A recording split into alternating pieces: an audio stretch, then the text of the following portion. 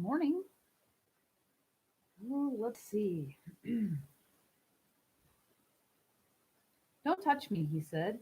She didn't know the Indonesian word for strap, and she couldn't remember the word for rope.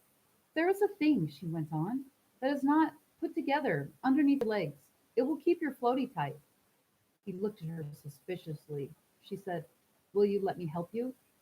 He watched her for a moment. He looked down at his own hands gripping the vest and then back up at her.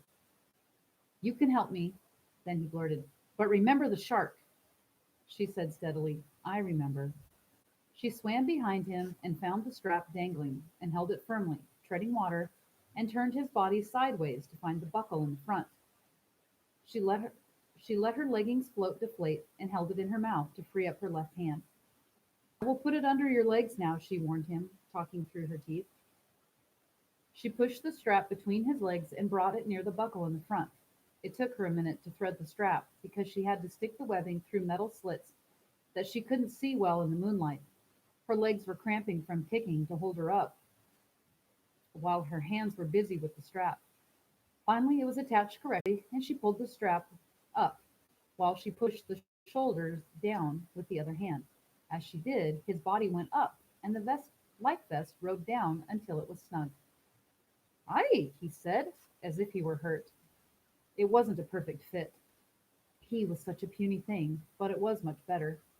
"There," she said, taking the leggings out of her mouth. She was relieved to be able to scull again with her hands. He was silent. She blew up her leggings float, watching him. "What's that?" he asked sullenly. "These are my pants," Emily said. "I must use them as my floaty, because I do not have a real floaty." She saw his eyes dart toward the water where her legs would have been beneath her, then look quickly away. It was too dark for him to see her legs under the water right now, she knew.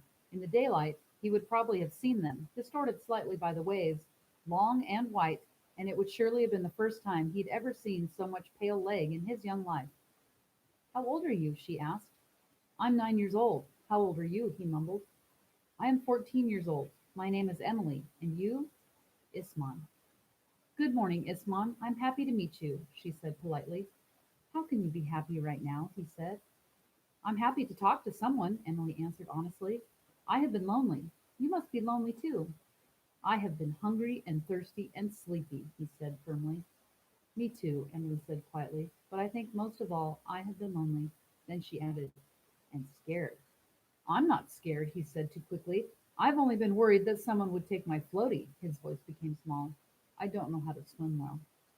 "You will be fine," she said. "The boats will come to get us and everything will be good." "Will the boats come?" he said earnestly. "Yes," Emily answered, gripping her leggings float tightly under water. Was it a lie? "Will they save Ubuku, my mother, and my father and brother too?" She hesitated. "I do not know," she said truthfully. "I hope so." "But while we wait for the boats," she went on, "I think we should swim. We should try to swim to land. Do you not think so?" "I've been kicking toward that light," Iswan said, pointing with his thumb to Emily's speck of light. Remember last month we talked about pointing with your thumb instead of your finger? "That's where I've been swimming as well," Emily said. Iswan started to say something, but instead he cleared his throat. "What is your name again?" he said finally.